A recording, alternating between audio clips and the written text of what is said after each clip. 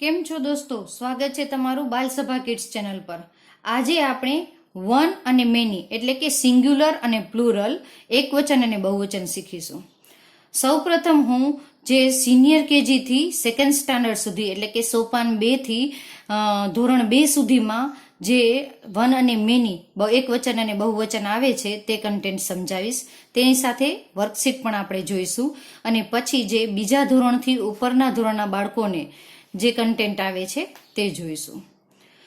એ સાથે હું તમને જણાવી દઉં કે જો તમે મારી ચેનલ પર નવા હો તો મારી ચેનલને લાઇક, શેર અને સબસ્ક્રાઇબ કરજો। તો ચાલો જોઈ લઈએ વન અને મેની।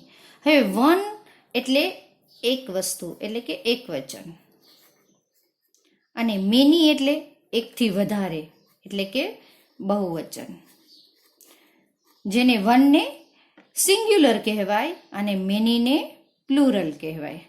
હવે સૌ પ્રથમ તો આપણે બાળકને એ સમજ આપવી કે કોઈ પણ જે વસ્તુ, પ્રાણી, પક્ષીનું નામ હોય, એક નામ હોય તો એ અથવા એન આર્ટિકલ લગાડવો। એ માટે મેં અગાઉ એક વિડીયો બનાવેલો છે કે વોવેલ્સ અને કોન્સોનન્ટ, જે તમે ન જોયો હોય તો તેની લિંક મેં ડિસ્ક્રિપ્શન બોક્સમાં આપેલી છે।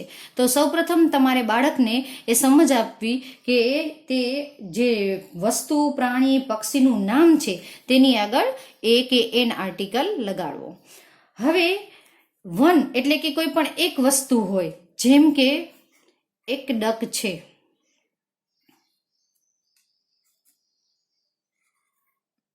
આ એક ડક છે તો આર્ટિકલ એ લાગશે અને પછી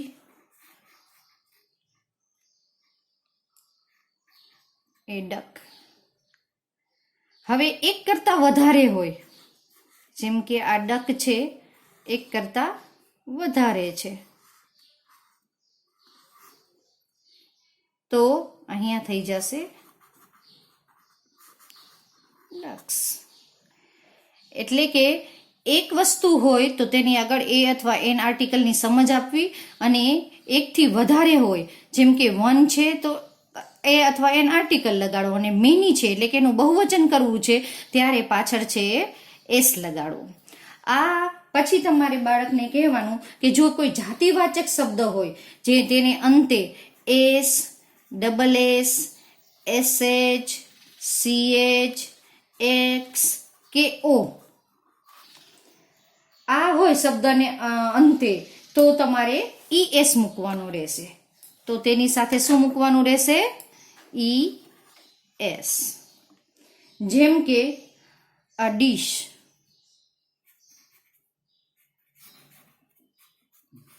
આ ડીશ છે તો તેનું બહુવચન શું થશે?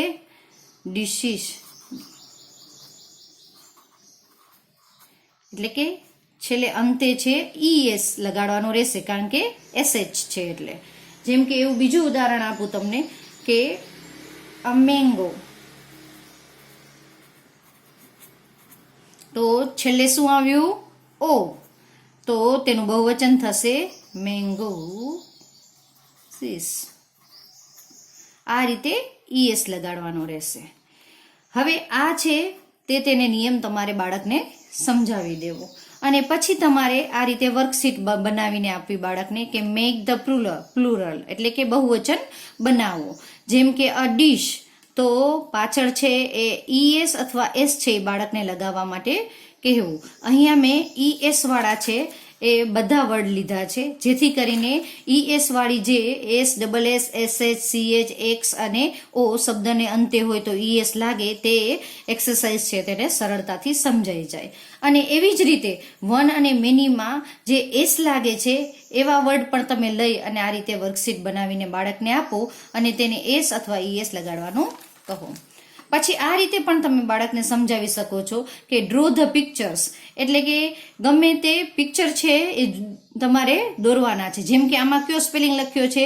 ટોમેટો, તો એક જ છે ટોમેટો, તો અ ટોમેટો, તો શું આવશે અહીંયા? ટોમેટો કેટલા દોરવાના થશે? એક। હવે છે અમ્બ્રેલાઝ, અહીંયા એસ લાગેલો છે, અહીંયા એસ લાગેલો છે તો અહીંયા અમ્બ્રેલા છે એ કેટલી દોરવાની થશે? એકથી વધારે।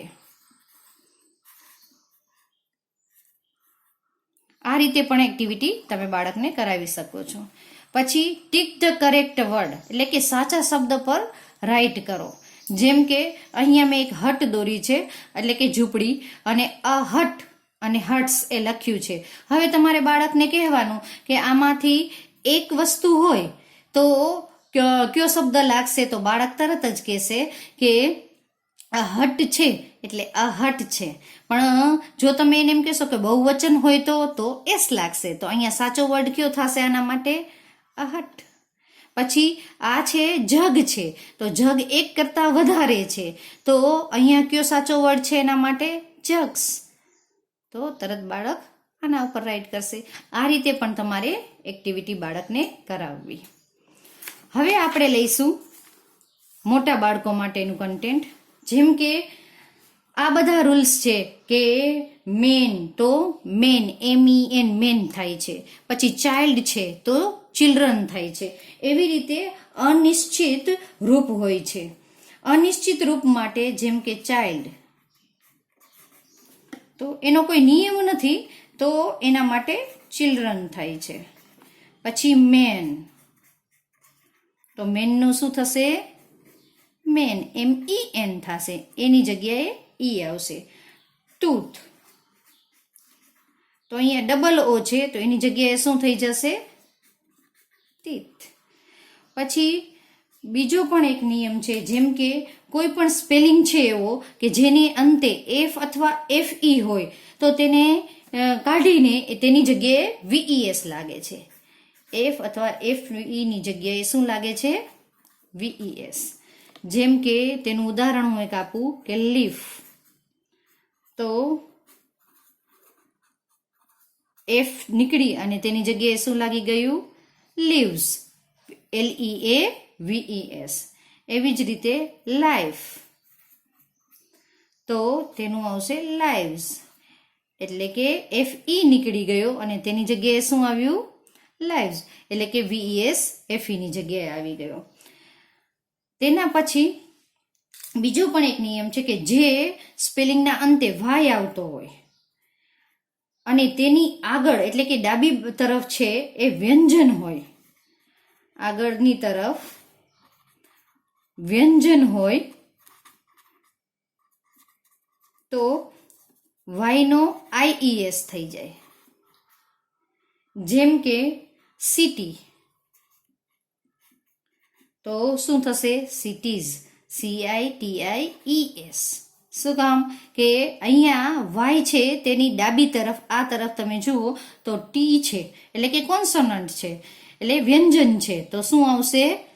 વાય નીકળી ગયો અને IES લાગી ગયો. એવી જ રીતે છે કે બેબી, તો બેબીનું શું થશે? BABIES. કારણ કે અહીંયા પણ વાયની આગળ છે એ કોન્સોનન્ટ છે એટલે કે વ્યંજન છે ડાબી તરફ, એટલે વાય નીકળી અને તેનો IES થઈ ગયો. પણ જો વાય છે તેની જગ્યાએ આગળ છે ડાબી તરફ તે વોવેલ હોય એટલે કે સ્વર હોય, તો વાયનો IES થતો નથી, તો એમનો એમ જ શબ્દ રહે છે અને પાછળ S લાગી જાય છે. જેમ કે બોય, તો શું થશે? બોયઝ. કી, તો શું થશે? કીઝ. આ રીતે જે બીજા ધોરણથી ઉપરના ધોરણના બાળકો છે તેના માટે આ રીતે નિયમ પ્રમાણે એકવચન અને બહુવચન આવું કન્ટેન્ટ આવે છે.